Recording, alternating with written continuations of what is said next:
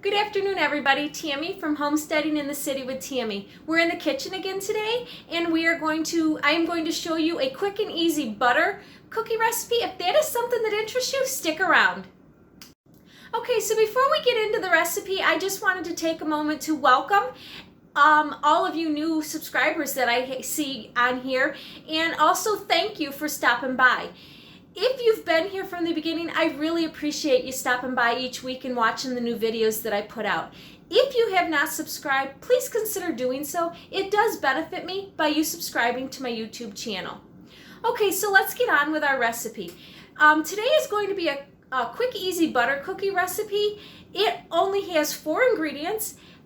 You can make this recipe plain, or you can add, we like lemon butter cookie, so I end up putting lemon in it, and you can put almond. There's many different flavors that you can put in this recipe. It's just a very plain recipe, and you can add the flavoring that you want. So I'm going to take you through that process, so let's get started.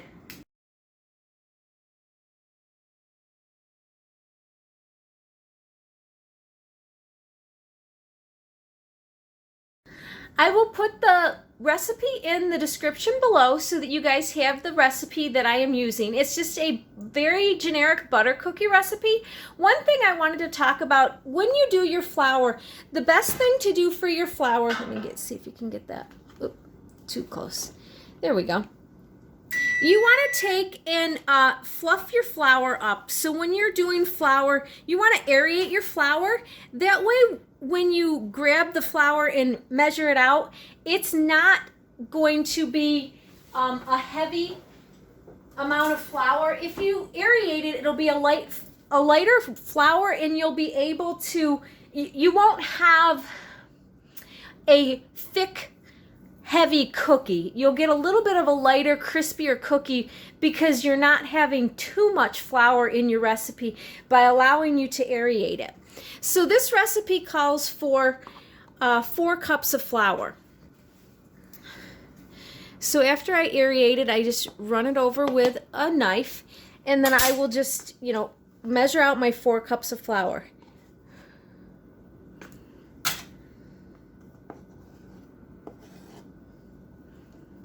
And I'm just doing this in a bowl just so that when I go to use my flour, I have it all pre-measured out. I usually pre-measure my ingredients so that I have it and I don't have to, I can put it all away. Usually I'll just measure it all out, and then I'll put all of my ingredients away so that I don't have it out on the counter.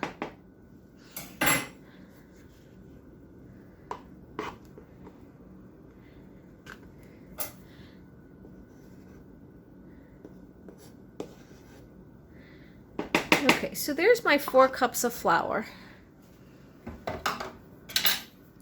So the recipe actually calls for a pound of butter and 4 cups of flour, a cup of sugar, and a half a teaspoon of salt. Now, if you are using unsalted butter, then go ahead and put the salt in. If you are using butter that already has salt in it, I would omit the salt because it tends to give a little bit too much of a salt flavor, because there is a lot of salt in butter, whether you know it or not. There's a lot of salt in butter. Probably even unsalted butter has some salt in it. So sometimes I don't even put the salt in just because we don't need the extra salt, because I know there is salt in a lot of different things. But the first thing you're going to do is you're going to take, whether it's a hand mixer or a stand mixer, I have a KitchenAid stand mixer. You're going to put your 2 cups of butter, which actually is 4 sticks of butter, into your mixing bowl, and you are going to whip these up and cream it up so that it's nice and creamy. And it might take a little bit. You just want to make sure that it's really nice and creamy. You're going to want to also make sure that your butter is room temperature when you do this so that it will cream up easier. It won't take as long to cream up. So let's get our butter in here, and I will show you what I mean by creaming it up. I'm not going to let you listen to the mixer because it's just, who wants to listen to that? But put it in there, make sure it's locked if you have a stand mixer, and then just start your mixing.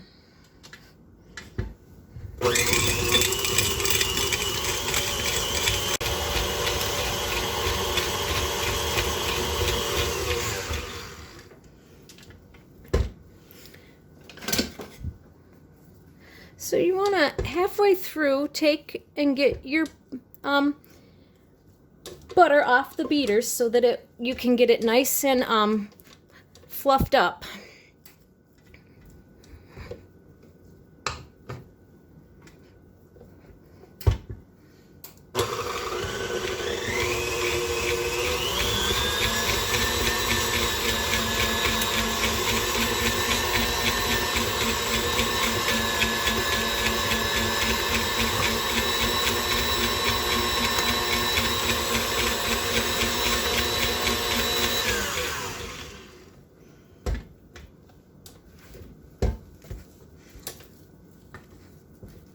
And when it gets creamy enough, it will be nice and smooth, and you'll be able to move it around. It'll kind of be like frosting when you, if you've ever made homemade frosting. So, and this is not right there yet. We got to go a little bit longer to get this a little bit creamier, and then we're going to put the sugar in and allow the sugar to actually cream it up even more.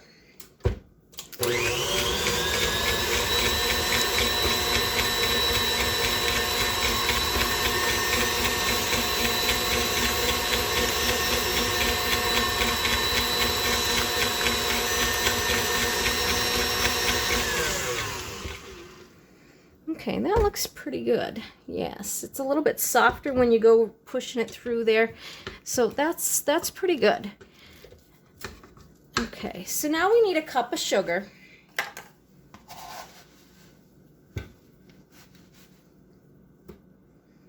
You can just pour the whole cup of sugar right in.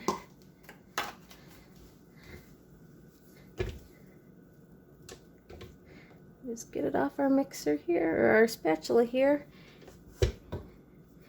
Make sure we lock our thing down and start again, and it'll cream up even more. Once you get it nice and creamy, you can gradually add your flour 1 cup at a time or a couple of scoops at a time, however you want to add your flour to let it get mixed in very well.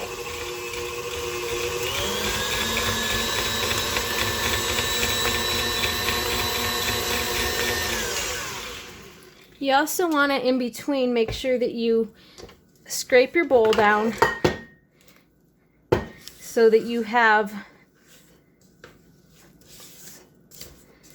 make sure everything is getting mixed in. This is where, if you are, like, I'm going to use lemon extract, but I'm also going to be using some lemon juice. This is where I'm going to put my lemon juice in, and I'm going to do a tablespoon of lemon juice in here.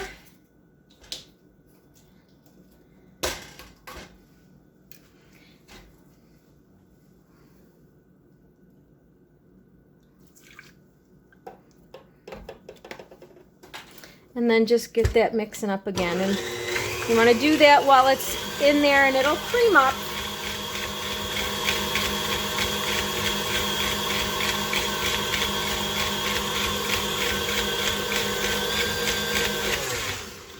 And again, take the time to scrape your bowl down in between so that you can make sure that it's getting mixed up real well.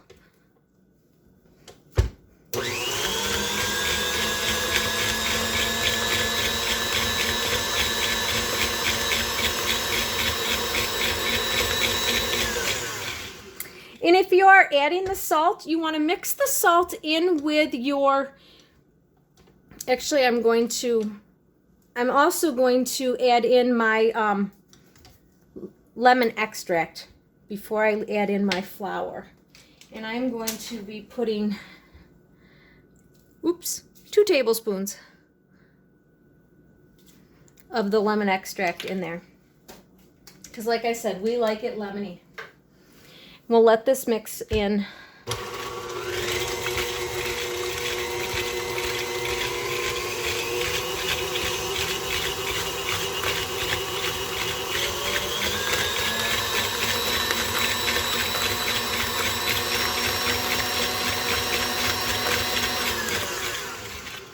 Again, taking the time to scrape down the sides of your bowl so that you can make sure that everything is getting mixed in well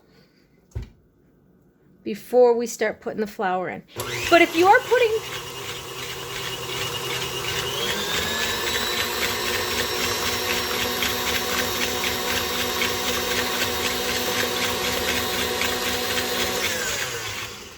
if you are putting the salt in, because you've used unsalted butter, you want to mix your salt in with your flour and stir it in so that the salt does not go into one lump in your batter. So go ahead and put your salt in, mix it in with your flour, and then do 1 cup at a time and use the low setting on your mixer so that you don't have flour everywhere, and let that mix in. Scraping it down in between if you need to, but once it's mixed in and there's not a lump of flour there, you can turn it on high and it should mix in for you. Just making sure you scrape the sides of the container of the bowl so that everything gets mixed in well.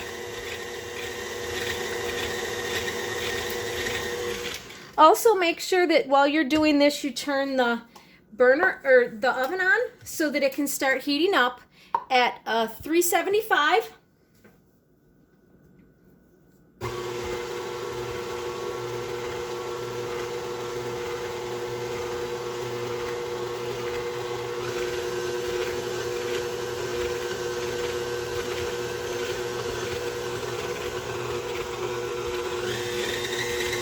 And as you can see, the cookie is starting to take form. It's not as gooey as it was in the beginning because it's just butter and sugar. It can be really gooey. So the more flour you put in, the thicker it gets and the less gooey it gets.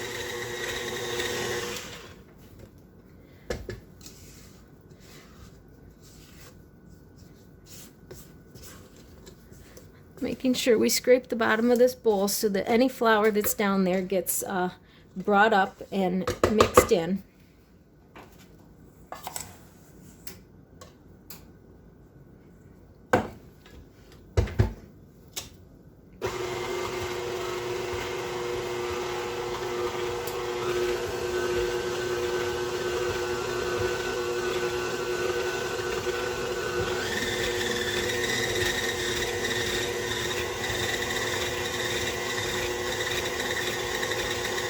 Okay, so once you've got all your flour in there, you just want to make sure that you give it one good stir to make sure there is no flour on the bottom. It is going to be a little on the gooey side. That is the way it's supposed to look. We just have flour and butter and sugar that we've creamed everything up in. So it is a little on the gooey side. The next thing that I do is I take parchment and I put parchment over top of my cookie sheet and I cook them on parchment. It just helps when you are cooking them on parchment so that they don't end up being greasy. I mean, it just keeps your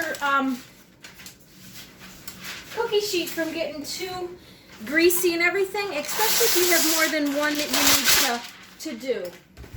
So of course my parchment is too wide. I'll just fold it on the sides so that I can get it in there. Allow it to go all the way to the end. Fold it down, make your parchment fit.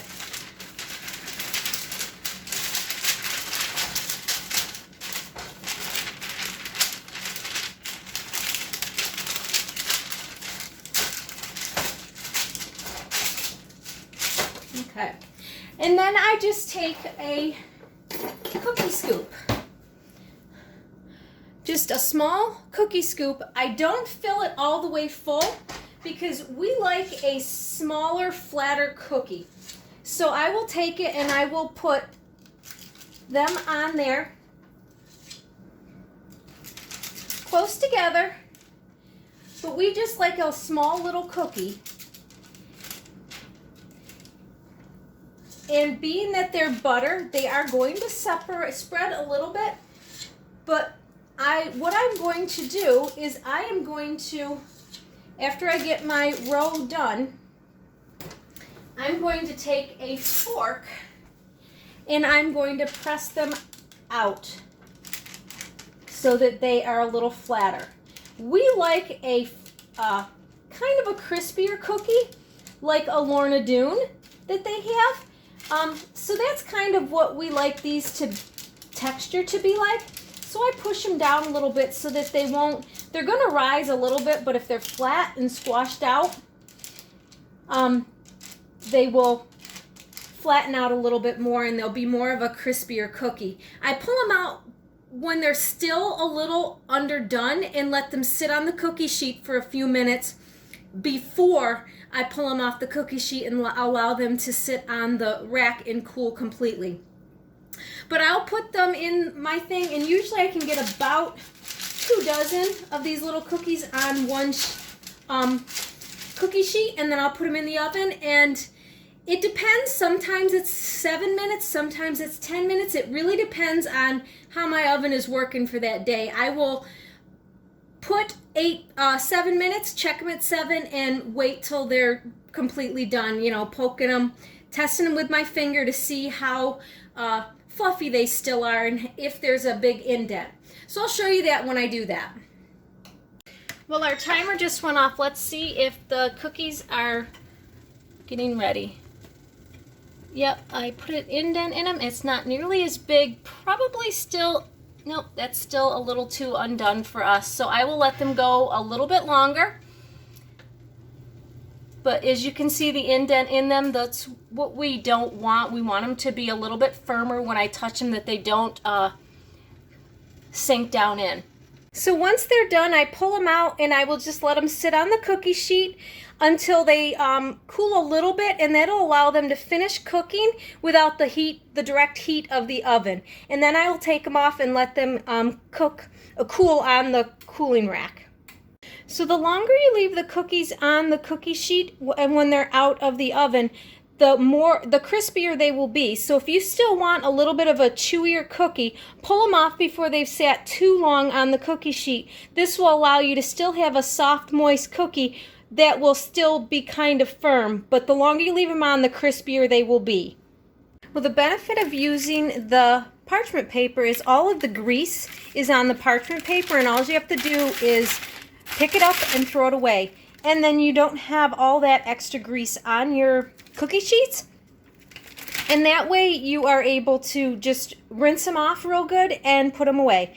So that's one of the reasons why I use the parchment paper, but also that my cookies will not stick to my cookie sheet. So parchment paper is a new love for me. So that is how you make butter cookies. Hope you enjoyed it. Well, everybody, that's it for today's video. I hope you enjoyed it, and maybe you'll make these butter cookies. They are an easy recipe to make. If you have not subscribed, please consider doing so. It does benefit me by you subscribing to my YouTube channel. Give me the thumbs up, hit the like button, and as always, I will catch you on the next one. Have a good day. Bye.